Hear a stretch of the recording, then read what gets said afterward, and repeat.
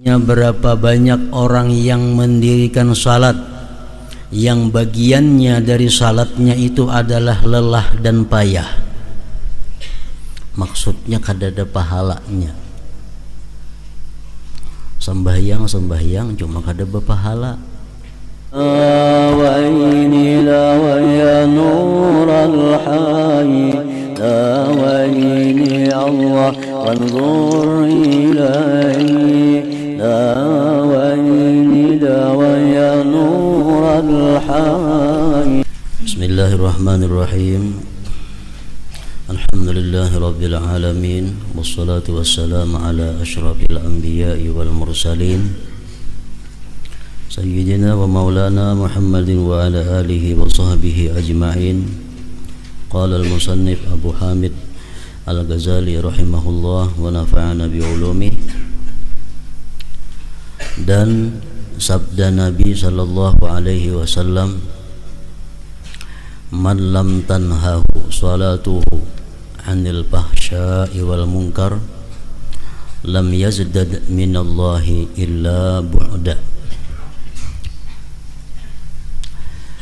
Artinya, barang siapa yang salatnya, yang sembahyangnya tidak dapat mencegahnya dari kekejian dan kemungkaran, maka ia tidak bertambah dari Allah kecuali jauhnya. Riwayat lain berbunyi, man shalla salatan falam ta'murhu bil ma'ruf wa lam tanhahu 'anil fahsya'i wal munkar lam yazdad biha minallahi illa bu'da. Barang siapa sembahyang, maka sembahyangnya itu tidak bisa menyuruh dia berbuat baik dan tidak bisa mencegah dia dari kemungkaran, tidaklah bertambah dia dengan sembahyang itu kepada Allah, melainkan semakin jauh. Maksudnya adalah bahwa sembahyang itu mestinya mendidik seseorang, memelihara seseorang daripada kemungkaran. Itu salah satu daripada kegunaan sembahyang. Orang yang sembahyang tidak akan mau lagi berbuat kemaksiatan. Orang yang sembahyang tidak akan mau lagi berbuat kemunkaran. Itu pertanda bahwa sembahyangnya itu mendekatkan dia kepada Allah Subhanahu wa ta'ala. Nah, sebaliknya, orang yang masih sembahyang, orang yang sembahyang tetapi dia suka berbuat kejahatan, sembahyang tapi kejahatannya, maksiatnya jalan juga. Nah, itu menunjukkan bahwa sembahyangnya itu bukan mendekatkan dia kepada Allah, tetapi sebaliknya menjauhkan dia daripada Allah Subhanahu wa ta'ala.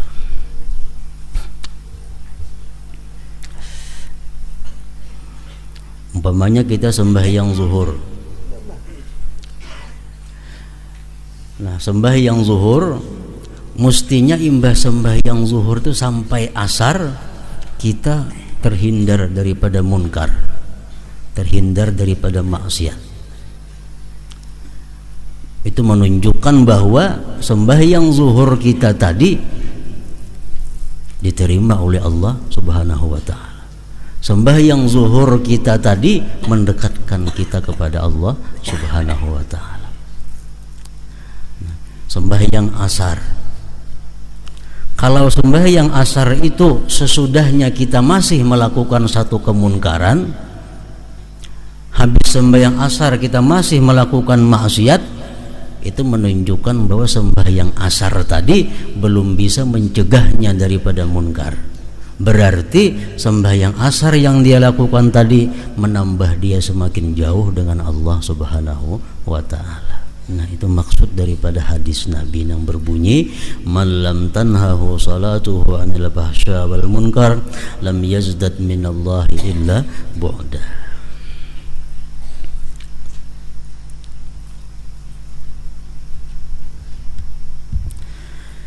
Sedangkan salat orang yang lalai itu tidak mencegah dari kekejian dan kemungkaran.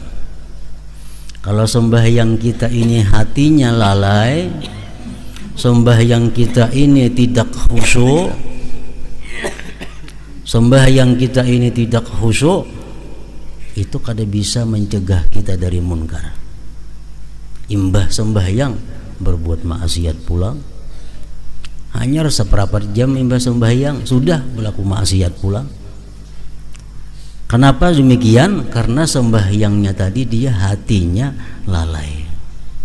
Dia sembahyang hanya anggota tubuhnya, tapi hatinya kada umpat sembahyang. Hati kada umpat sembahyang. Nah, sehingga hatinya masih mendorongnya untuk berbuat maksiat kepada Allah Subhanahu wa taala. Sedangkan salat orang yang lalai itu tidak mencegah dari kekejian dan kemungkaran.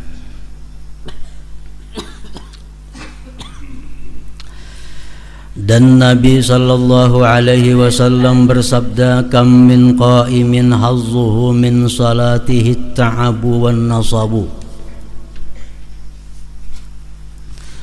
Kam min qa'imin hazzuhu min salatihi at-ta'abu wan nasabu.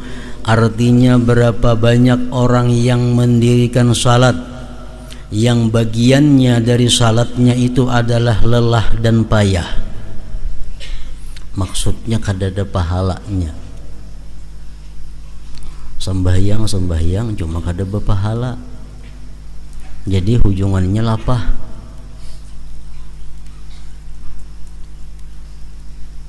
Berapa banyak orang yang mendirikan salat yang bagiannya dari salatnya itu adalah lelah dan payah. Ini sembahyang nang hanya dapat lapah. Jadi sembahyang 4 rakaat lapah bana sudahnya manggawi. Apalagi sembahyang 8 rakaat mungkin kada sanggup manggawi. Sembahyang sunat di rumah 8 rakaat sembahyang duha kada sanggup manggawi kalapahan. Kenapa maka kalapahan itu? Karena kada ada pahalanya. Kenapa kada ada pahalanya? Dalam sembahyang itu hatinya kada umpat sembahyang. Hatinya kada umpat sembahyang lalu lapah awaknya.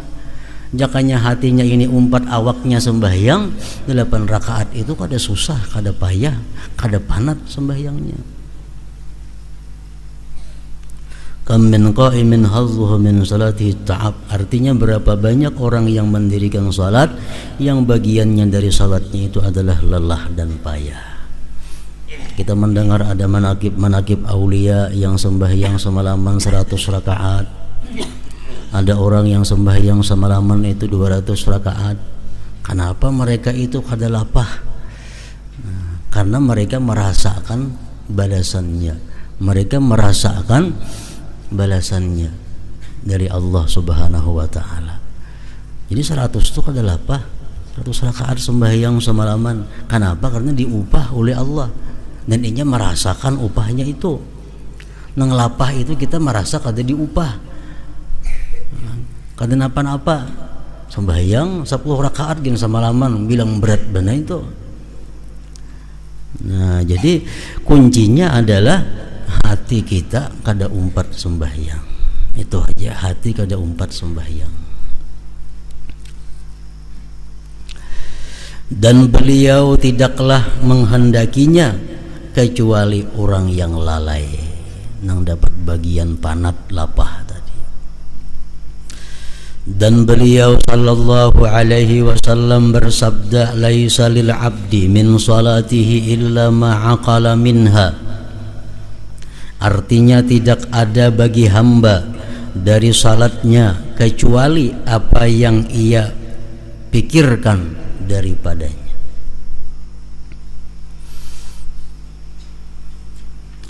Dalam hadis lain disebutkan la yuktabu lirrajul min salatihi ma saha minha. Tidak ditulis dari seseorang itu dari sembahyangnya yang dia lalai, lingah. Nah, jadi misalnya kita dalam 1 rakaat itu yang hati kita hadir, hati kita ingat hanya 1 menit. Nah 1 menit itulah yang ditulis pahala oleh Allah. Sisanya kada ditulis. Kenapa? Karena hatinya lalai, hatinya kada umpat sembahyang. Tidak ada bagi hamba dari salatnya kecuali apa yang ia pikirkan daripadanya.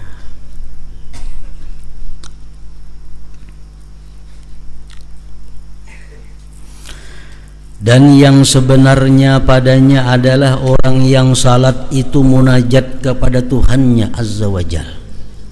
Orang yang sembahyang itu pada sebenarnya adalah munajat, bapandir, berdialog lawan Allah. Kenapa? Karena dalam sembahyang itu ada kalimat-kalimat sahut menyahut antara kita dengan Allah. Kita mengata alhamdulillahi rabbil alamin, Allah menyahut, memuji akan daku hambaku.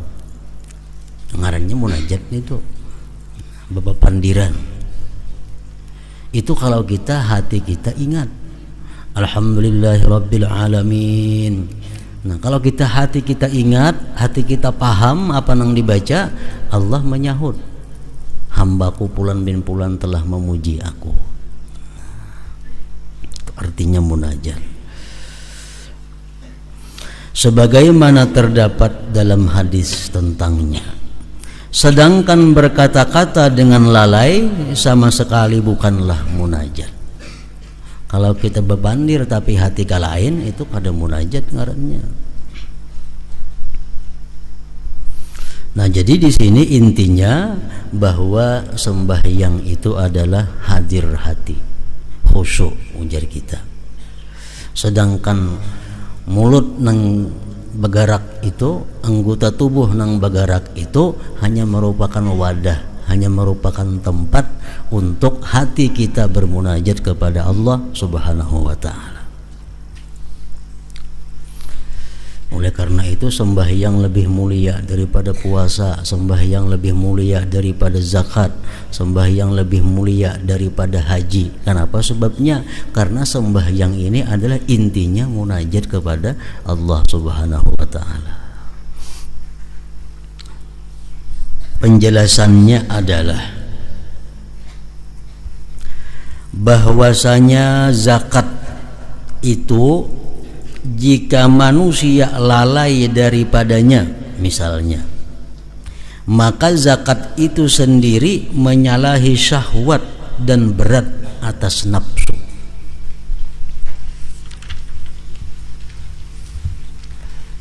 Zakat itu menyisihkan sebagian harta. Amun duitnya 1 juta, zakatnya 1.000, itu kan terlalu berat mengeluarkan 1.000. Coba kalau orang berisi harta 1 miliar, berapa zakatnya? 25 juta. Nah, terasa beratnya. Kalau orang berisi 10 miliar hartanya, berapa zakatnya? 250 juta yang disisihkan duitnya. Itu sangat berat bagi nafsu. Makanya zakat itu kada disyaratkan khusyuk. Zakat kada disyaratkan hadir hati. Kenapa? Karena zakat itu sudah berat. Zakat itu sudah payah. Jadi orang berzakat itu yang khusyuk, kada diterima Tuhan zakatnya. Kenapa? Karena zakat itu sudah sesuatu yang sulit bagi nafsu, terutama bagi orang-orang yang cinta kepada harta. Bagi zakat, nah bagi zakat. Ingat kalau Tuhan kadakah sudah hasil aja, berpahala aja. Karena perbuatan zakat itu sudah merupakan ujian bagi nafsu. Demikian juga puasa. Puasa itu memaksa bagi kekuatan dan memecahkan kekuasaan hawa nafsu, yang itu adalah alat syaitan, musuh Allah. Puasa, walaupun kita puasa itu kada khusyuk, puasa diterima Allah. Walaupun kita puasa itu hati kita lupa lawan Allah, puasa diterima Allah. Kenapa? Karena puasa itu pada intinya sudah sulit. Puasa itu intinya sudah menahan nafsu. Puasa itu sudah susah payah. Jadi walaupun kita kada khusyuk, puasa sudah diterima oleh Allah. Maka tidak jauh untuk dicapai tujuan zakat dan puasa itu serta lalai. Ayolah puasa, kada sing ingatan lawan Tuhan, kada sing ingatan, kada jadi masalah. Karena puasa sudah menahan nafsu. Demikian juga haji. Perbuatannya sulit sekali. Di dalamnya haji terdapat perjuangan yang dapat mendapatkan sesuatu yang menyakitkan, baik hati itu hadir bersama perbuatannya atau hati tidak hadir. Haji itu sudah sulit, duitnya, menunggu gilirannya, belajar manasiknya, belum lagi pelaksanaan ihramnya, itu sudah sulit. Walaupun inya ihram itu kada ingat lawan Allah, walaupun inya ihram itu kada hadir hati, haji sudah sahih, haji sudah diterima Allah. Kenapa? Karena pekerjaannya sudah sulit, itu haji.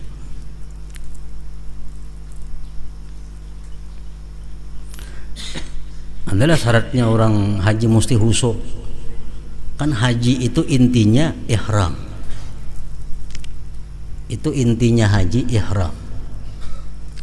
Orang berihram tidak boleh berkata-kata fasik. Orang berihram kada boleh berbuat maksiat. Orang berihram kada boleh berkata-kata dosa. Itu intinya haji.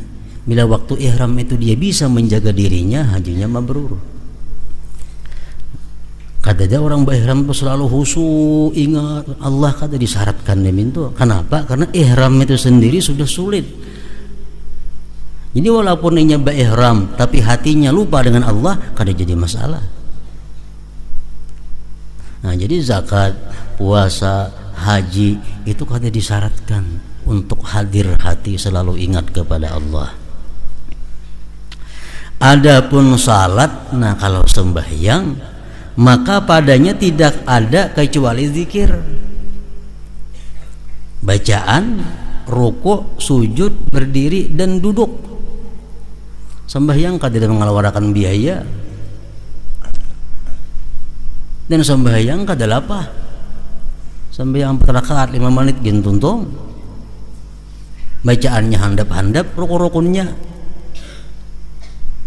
Nah, adapun salat maka padanya tidak ada kecuali zikir, bacaan, rukuk, sujud, berdiri dan duduk. Adapun zikir maka itu adalah percakapan dan munajat kepada Allah Azza wa Jalla. Itu zikir.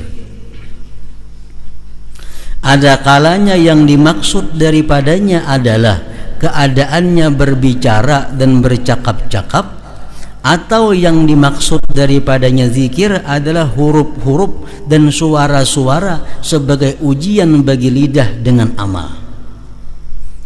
Kita disuruh membaca subhana rabbiyal a'la wa bihamdi, subhana rabbiyal azim wa bihamdi. Nah, kita disuruh membaca zikir itu untuk apa? Apa disuruh untuk melatih lidah mengucap itu, atau disuruh untuk munajat kepada Allah? Kalau disuruh untuk melatih lidah, kada terlalu sulit latihannya.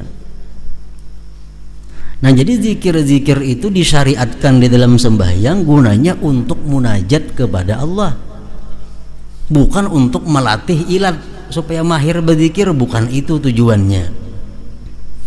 Sebagaimana perut dan kemaluan diuji dengan menahan dalam puasa, dan sebagaimana badan itu diuji dengan kesulitan-kesulitan haji, dan hati diuji dengan kesulitan mengeluarkan zakat dan keterputusan harta yang dicintai. Dan tidak ragu bahwasanya bagian ini adalah batal. Artinya kalau Allah menyuruh kita berzikir dalam sembahyang itu tujuannya semata-mata agar kita melatih lisan untuk berzikir, itu batal. Nah, jadi nang kada batal macam apa? Maksudnya Allah menyuruh kita berzikir dalam sembahyang itu agar kita munajat kepada Allah, agar kita berdialog lawan Allah. Sesungguhnya menggerakkan lidah dengan mengigau itu adalah ringannya bagi orang yang lalai. Karena sesungguhnya padanya tidak ada ujian dari sisi bahwasanya itu adalah amal. Mengucap subhanallah bihamdina apa ngalihnya, mengucap Fatihah apa ngalihnya. Nah, kita disuruh membaca Fatihah dalam sembahyang bukan melatih muntung baca Fatihah, kada, tapi membaca Fatihah itu adalah untuk munajat kepada Allah Subhanahu wa taala. Tetapi yang dituju adalah huruf-huruf dari sisi bahwasanya itu ucapan. Dan itu tidaklah menjadi ucapan kecuali apabila menerangkan sesuatu yang ada di dalam hati, dan tidak menjadi sesuatu yang diterangkan kecuali dengan hadirnya hati. Alhamdulillahi Rabbil Alamin, mulut kita mengucap Alhamdulillahi Rabbil Alamin. Nah, kenapa kita mengucap Alhamdulillahi Rabbil Alamin? Itu timbul daripada hati. Hati kita merasakan bahwa kita ini syukur berada di hadapan Allah, tak ucap di mulut kita Alhamdulillahi Rabbil Alamin. Nah, itu maksudnya macam itu. Bukan kita mengucap surat Fatihah Alhamdulillahi Rabbil Alamin Ar-Rahmanir Rahim sekadar hanya untuk melatih bergerak muntung aja, bukan itu tujuannya, tapi untuk menerangkan apa yang ada di dalam hati kita. Hati kita begitu bersyukur kepada Allah, kita bisa berdiri menghadap Allah, di mulut keluar ucapan Alhamdulillahi Rabbil Alamin. Kita merasakan kesehatan, kita merasakan kenikmatan, kita merasakan kasih sayang Allah, di mulut keluar Ar-Rahmanir Rahim. Nah, itu maksudnya sembahyang itu macam itu. Kalimat-kalimat yang kita ucapkan keluar dari hati. Kalimat yang kita ucapkan itu menerangkan apa yang ada di dalam hati kita. Nah, tujuannya sembahyang itu. Maka permohonan apakah pada ucapannya ihdinas siratal mustaqim, artinya tunjukilah kami jalan yang lurus, jika hatinya lalai. Nah, apa artinya ihdinas siratal mustaqim? Muntung mengucap tapi hatinya kada tahu napa-napa, mulutnya aja ihdinas siratal mustaqim. Apabila tidak ditujukan kepada ucapan sebagai perendahan diri dan doa, kita mengucap ihdinas siratal mustaqim itu adalah akibat kita ini merasa diri hina, akibat kita merasa memerlukan bimbingan kepada Allah, akibat dari kita merasa bahwa kita ini tersesat kalau kada ditunjuki oleh Allah, lalu keluar di mulut kita harapan kepada Allah, ihdinas siratal mustaqim, tunjukilah kami jalan yang lurus. Makanya sembahyang punya kita baancap itu kada kawa sudah nang baaturan. Makanya sembahyang disunatkan kita tartil, mengucap tartil itu. Fatihah disunatkan kita berhenti di tiap-tiap ayat, itu sunat. Kenapa? Memudahkan untuk menghadirkan hati. Coba kita baancap awalah hadir hati. Bismillahirrahmanirrahim. Alhamdulillahirabbil alamin arrahmanir rahim maliki yaumiddin iyyaka na'budu wa iyyaka nasta'in ihdinas siratal mustaqim siratal ladzina an'amta 'alaihim ghairil maghdubi 'alaihim waladdallin amin. Nah, apa dalam hati kau dibayangkan jadi sebuku kada kawa. Makanya disunatkan kita berhenti di tiap-tiap ayat. Nah, bismillahirrahmanirrahim mandang, alhamdulillahi rabbil alamin mandang, sunat dintu supaya bisa mairama akan hati. Kenapa maka tak ucap bismillahirrahmanirrahim? Kenapa maka tak ucap timbul alhamdulillahi rabbil alamin? Kenapa maka sampai timbul di mulut kita mengata maliki yaumiddin? Kenapa sampai di mulut kita keluar kalimat iyyaka na'budu wa iyyaka nasta'in? Nah, samuan kalimat itu adalah merupakan isyarat daripada yang keluar dalam hati kita.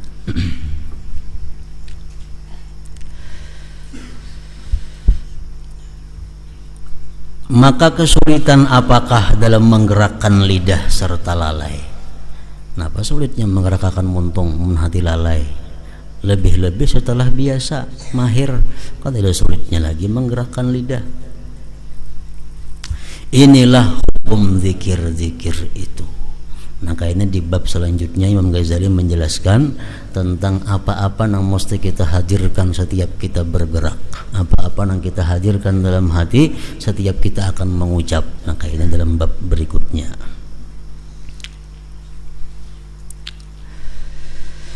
Seandainya ini contoh, seandainya manusia bersumpah, sumpah itu bila mana dilanggar wajib kita bayar denda. Bisa puasa 3 hari, bisa memberi makan orang miskin 10 orang. Itu kalau kita melanggar sumpah, kafaratul yamin. Aku bersumpah mulai hari ini aku kada hendak lagi ke pasar umpamanya. Nah, amunnya ke pasar berarti melanggar sumpah. Bayar makanya puasa 3 hari dandannya, atau memberi makan, memberi pakaian kepada 10 orang miskin. Nah, ini sumpah contohnya. Seandainya manusia bersumpah dan ia mengatakan dalam sumpahnya, sungguh saya akan berterima kasih kepada fulan dan memujinya, dan saya akan minta hajat kepadanya. Ini sumpahnya kayak itu. Aku bersumpah bahwa aku bila bertemuan lawan fulan, aku bersumpah akan memuji dia. Aku bersumpah akan minta hajat kepadanya. Aku bersumpah untuk berterima kasih lawan inya. Sumpah itu terjadi kalau ada kalimat-kalimat sebelumnya, wallahi, demi Allah. Nah, amun kada dan itu kada sumpah juga ngarannya.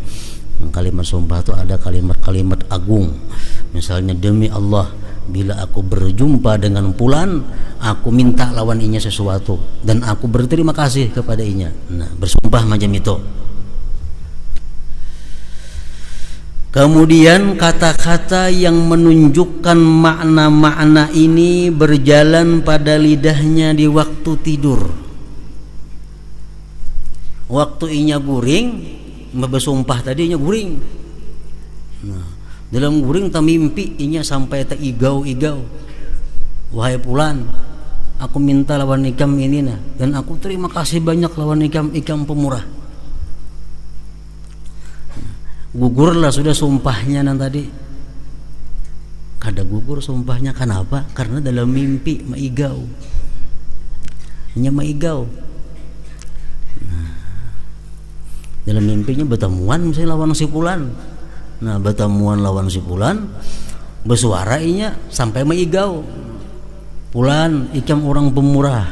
Aku minta lawan ikam sesuatu. Aku terima kasih banyak lawan ikam. Bangun guring, sumpahnya itu terlaksana lah sudah, belum lagi. Artinya kalau ini di waktu kena jaga bertemuan lawan si fulan, inya mesti melaksanakan sumpahnya. Yang dalam igau tadi kada asihnya maigau. Nah, kayaknya satu saat inya kada maigau, inya bangun, inya jaga, berjumpa lawan fulan, nah mesti sumpahnya dilaksanakan. Wahai fulan, engkau orang pemurah, engkau orang pengasih, aku minta lawan ikam sesuatu, terima kasih banyak. Nah, nyerah habis sumpahnya. Bila kadang jam itu, sumpahnya masih belum dijalankannya. Nah, masalah mimpi maigau tadi kada hasil lagi itu, belum gugur lagi, maka ia tidak melaksanakan sumpahnya. Seandainya kata-kata itu berjalan pada lidahnya dalam kegelapan dan orang itu hadir, namun ia tidak mengetahui kehadirannya dan tidak melihatnya, maka ia tidak melaksanakan sumpahnya. Umpamanya sesudah bersumpah tadi, waktu malam, hari kadap, kadang dilihatnya kada ada siapa-siapa, Inya bersuara, pulan, engkau orang pemurah, engkau orang pemberian, minta aku sesuatu, terima kasih banyak. Gugurlah sumpahnya sudah nang disumpahkannya itu. Kada gugur, kenapa? Karena inya kada melihat lawan pulannya, kada berjumpa lagi. Dalam sumpahnya kan bila berjumpa lawan pulan, aku bersumpah minta. Nah, ini di padang kadep, kada melihat lawan siapa-siapa, disuaraakannya, sumpahnya belum gugur lagi. Belum terlaksana lagi sumpahnya.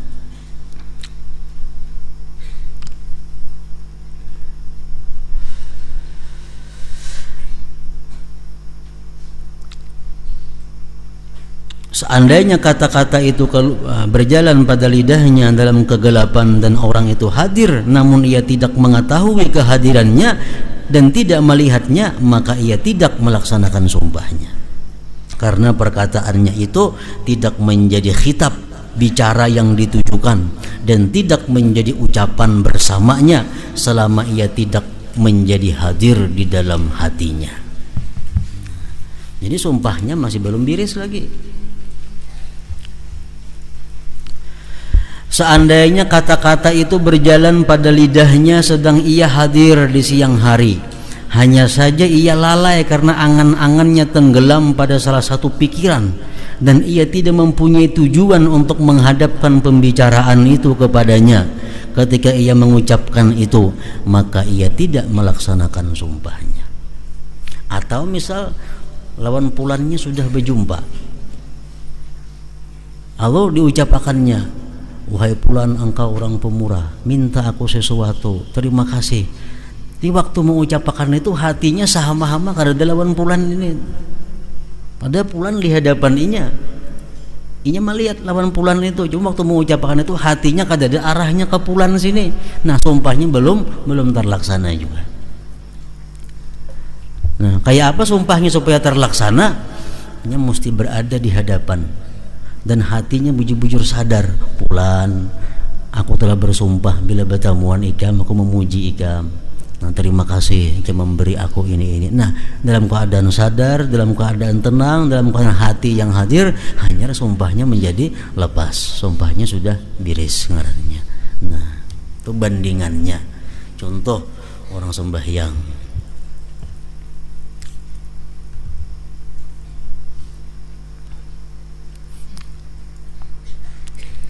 untuk lebih jelasnya lagi, ini sedikit sulit, kurang bina tajam pemahaman, bisa kada mengerti ini tuh. Kita bersumpah, wallahi, demi Allah,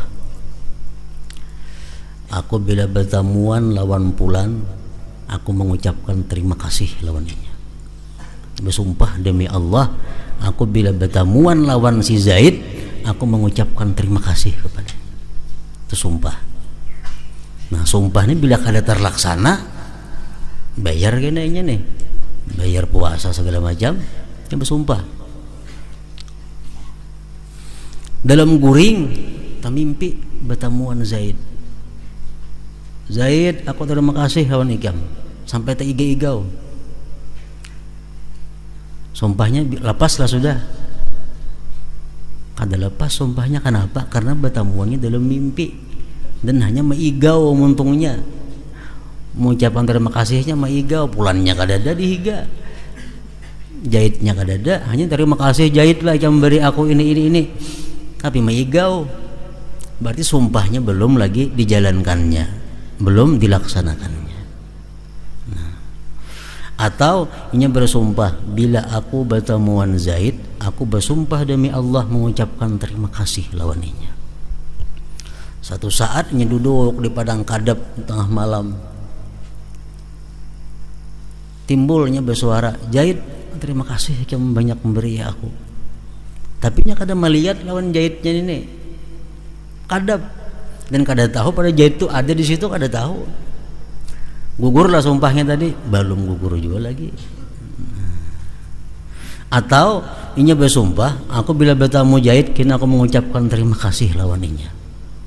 Satu harinya bertamu lawan Zaid, bepandir lawan Zaid, aku lah terima kasih lawan ikam. Nah, tapi hatinya ini kalahin, kadang-kadang Zaid, gugurlah sumpahnya, kada gugur juga lagi sumpahnya.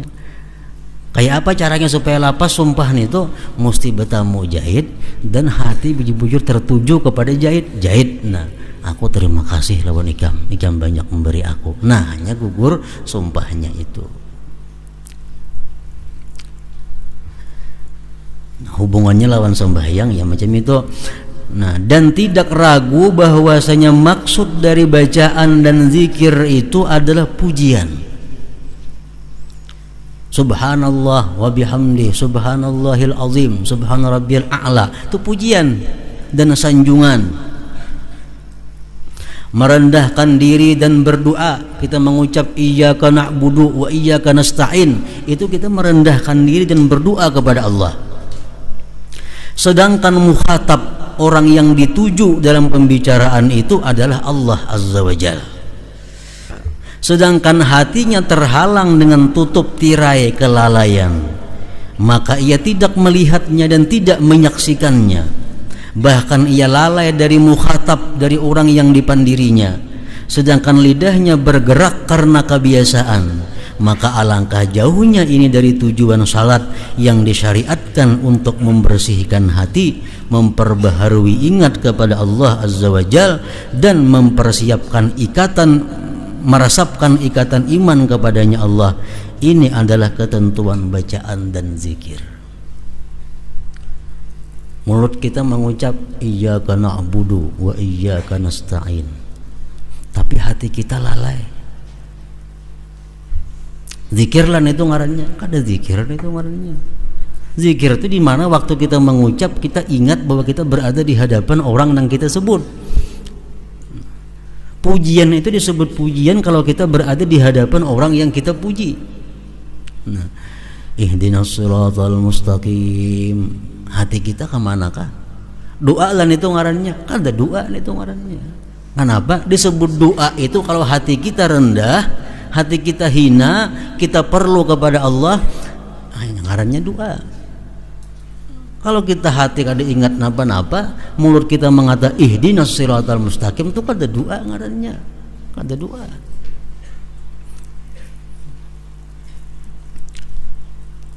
Nah, secara jumlah kekhususan ini tidak ada jalan untuk mengingkarinya dalam ucapan dan membedakannya dari perbuatan.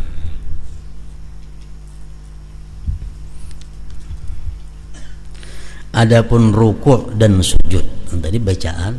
Jadi bacaan itu kada asik bila mana hati kita kada tahu apa nang dibaca. Makanya waktu sahabat Nabi kita dahulu masih dibolehkan minum arak, masih boleh minum arak, hanya Islam. Jangan sembahyang kalau imbah minum arak. Jangan sembahyang karena masih mabuk. Kenapa? Karena orang mabuk itu kada tahu apa yang ia kata. Itu orang mabuk arak. Orang mabuk arak kalau nya mabuknya kada tahu apa yang ia kata.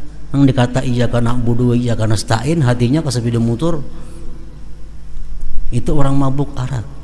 Nah, apa bedanya dengan orang yang mabuk harta umpamanya? Mulutnya mengucap iyyaka na'budu wa iyyaka nasta'in, hatinya menghitung duit. Mulutnya ihdinas siratal mustaqim, hatinya melayani orang berjual beli. Nah, jadi artinya jangan kamu sembahyang kalau kamu masih sedang mabuk harta. Sama aja juga bedanya. Kenapa? Sebabnya karena sembahyang cara demikian kada akan berbuah apa-apa kecuali hanya lapah dan panat.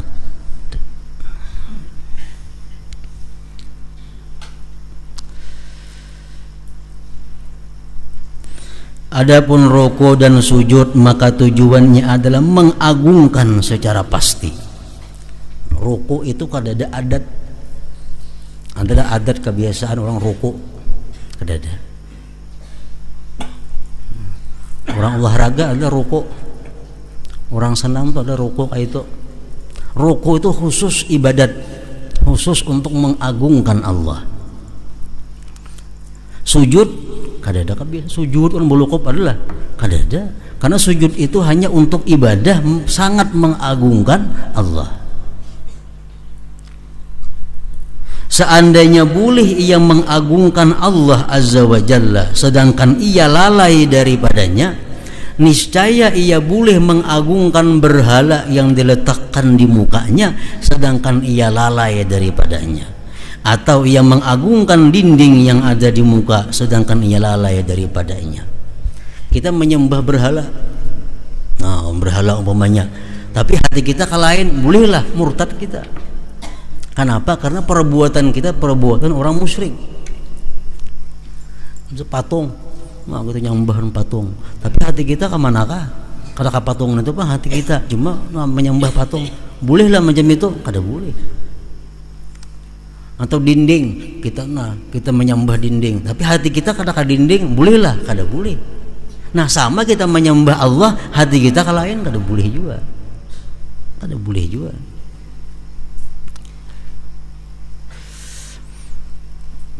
Niscaya ia boleh mengagungkan berhala yang diletakkan di mukanya sedangkan ia lalai daripadanya, atau ia mengagungkan dinding yang ada di muka sedangkan ia lalai daripadanya. Apabila ia keluar dari keadaannya mengagungkan, maka tidaklah tinggal kecuali gerakan punggung dan kepala semata. Kalau kita ruku tapi kita kada mengagungkan Allah, bejungging benamarannya. Sujud kita kada mengagungkan Allah, bejungging menangarannya. Itu dinamai sujud karena mengagungkan Allah, dinamai ruku karena mengagungkan Allah, dan padanya tidak ada kesulitan yang menjadi tujuan ujian dengannya. Nah pengalihnya ruku itu, nah pengalihnya sujud, kada ada ngalihnya itu. Kemudian dijadikannya sembahyang sebagai tiang agama. Sembahyang ini dijadikan tiang agama. Padahal pina inting aja gawiannya tuh, dibanding zakat ngalih zakat, dibanding haji ngalih haji, dibanding puasa ngalih puasa, tapi sembahyang dijadikan tiang agama yang membedakan antara kafir dan Islam. Sembahyang itu perbedaan antara kafir Islam. Orang ada sembahyang kafir, orang sembahyang Islam. Didahulukan sembahyang atas haji dan seluruh ibadah lainnya, dan wajib dibunuh karena meninggalkannya sembahyang secara khusus. Dan saya ujar Imam Ghazali tidak melihat bahwa seluruh pengagungan itu bagi salat dari sisi amal-amal yang zahir. Sembahyang itu lebih hebat daripada haji, bukan karena ruku sujudnya, bukan karena fatihahnya. Sembahyang lebih hebat daripada puasa, bukan karena ruku sujudnya, ngalih puasa. Nah, jadi sembahyang itu lebih unggul daripada ibadah yang lainnya, bukan karena sisi amal-amalnya yang zahir, melainkan disandarkan kepadanya tujuan munajat. Nah, sembahyang lebih hebat dari puasa karena dalam sembahyang itu ada munajat dengan Allah. Sembahyang lebih hebat daripada haji karena sembahyang ada munajat kepada Allah. Itu maulah sembahyang ini unggul pada ibadah-ibadah yang lainnya. Nah kalau kita sembahyang tapi hati kita kadang merasa munajat kepada Allah, ada napa-napa yang ngarannya. Maka sesungguhnya itu didahulukan atas puasa, sembahyang, zakat, haji dan lainnya, bahkan kurban dan pendekatan diri yang merupakan perjuangan bagi jiwa dengan mengurangi harta benda.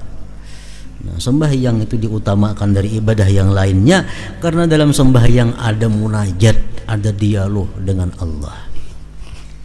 Rasulullah bersabda, artinya kalau kamu ada kesulitan sesuatu, kata Rasulullah, ada sulit, sembahyang 2 rakaat.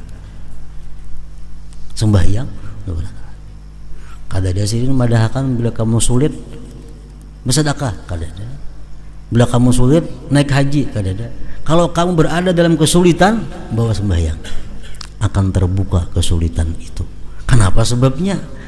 Pada intinya jaga gawiannya sembahyang nih, karena dalam sembahyang itu ada munajat kepada Allah Subhanahu wa taala. Kalau sembahyangnya kada ada khusyuk, 100 rakaat sembahyang bertambah sulit, kan bertambah nyaman masalah. Banyak masalah dihadapi. Jangan dibawa sembahyang. Bawa sembahyang. Sembahyangnya kada khusyuk, kan napa-napa bertambah sulit masalahnya. Nah, sembahyang itu bisa melapangkan kesulitan kita kalau kita merasakan ada munajat dalam sembahyang itu kepada Allah Subhanahu wa taala. Allah taala berfirman, la yanalallaha luhumuha wala dima'uha walakin yanaluhu taqwa minkum. Artinya daging-daging kurban itu sekali-kali tidak dapat mencapai keridaan Allah, dan tidak pula darahnya, tetapi takwa daripadamu lah yang dapat mencapai. Kita berkurban, sembelih sapi, sampai dagingnya lawan Allah Ta'ala, sampai ke darahnya lawan Allah Ta'ala, kan udah sampai. Nang sampai napanya ikhlasnya, niatnya. Sama sembahyang, jungkang rubat ini tuh kan dipandang oleh Allah. Nang dipandang apa? Nang utama dipandang Allah adalah munajatnya kepada Allah Subhanahu wa ta'ala, yaitu sifat yang menguasai hati, sehingga sifat itu membawa hati kepada mengikuti perintah-perintah yang menjadi tuntutan. Maka bagaimana urusan itu dalam salat? Dan tidak ada kebutuhan dalam perbuatan-perbuatan. Allah kada perlu disujudi, Allah kada perlu dirukuin itu. Orang kafir bisa ruku, orang kafir bisa sujud, tapi orang kafir kada bisa merasakan munajat kepada Allah Subhanahu wa ta'ala. Nah itu perbedaannya antara Islam dan kafir. Orang sujudnya itu orang kafir bisa aja, Cina bisa ruku, sujud. Munajat kepada Allah kada bisa, hanya orang yang Islam yang bisa. Makanya sembahyang, perbedaan itu antara Islam dan kafir adalah sembahyang, bukan ruku sujudnya, tapi munajatnya kepada Allah Subhanahu wa ta'ala. Maka ini adalah yang menunjukkan dari sisi makna disyariatkannya kehadiran hati itu. Oleh karena itu hadir hati di dalam sembahyang itu adalah ruhnya sembahyang. Khusyuknya itu adalah ruhnya sembahyang. Kalau orang itu banyak khusyuknya dalam sembahyang, ruhnya itu aktif, orang tuh gagah. Orang tuh gagah karena ruhnya sempurna di awaknya. Lalu semua awaknya bisa bergerak. Nah, kalau orang itu hanya khusyuknya kepada Allah hanya dalam takbiratul ihram, orang tuh hidup cuma kada bergerak, nah antak-antak. Orang tuh rohnya enggak tenggorokan, hidup aja masih. Tangan kada kawal lagi bergerak, berarti sudah kawal lagi bergerak. Kenapa? Rohnya sedikitannya lagi ditenggorokan sudah. Nah, sama sembahyang nang hanya sedikit khusyuknya itu kayak orang banget antak-antak nih tuh. Ini pandiri kada menyahut, benando kada lagi. Kalau sembahyangnya sama sekali awal akhir kada khusyuk itu kada sah, mati sudah orangnya itu. Jadi makin sembahyang itu makin banyak khusyuknya, nah makin banyak gerak-gerik manusia itu bandingannya. Nah, ingat situ jika kamu bertanya.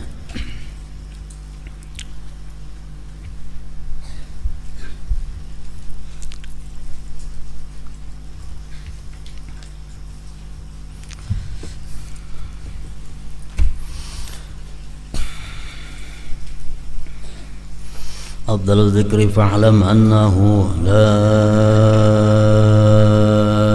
ilaha illallah Muhammadur Rasulullah, la ilaha illallah Muhammadur Rasulullah, la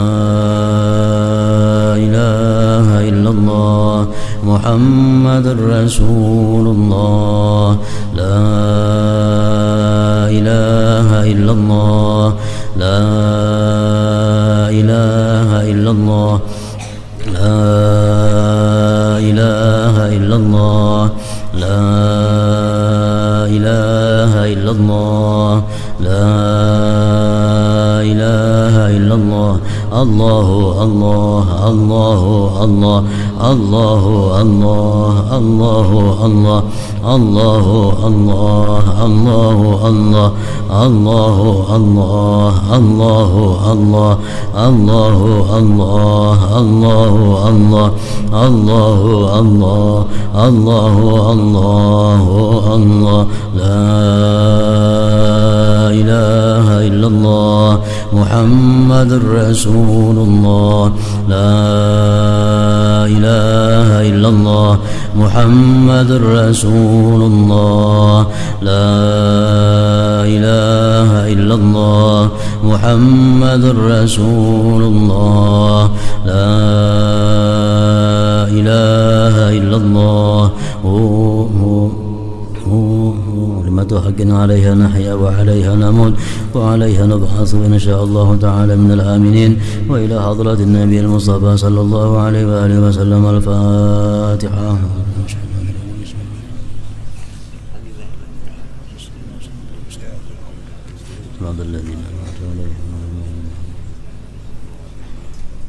فيا أيها الرجل منه شفاعة صلوا عليه سلموا تسليما ويلي نور الحق يا ويلي الله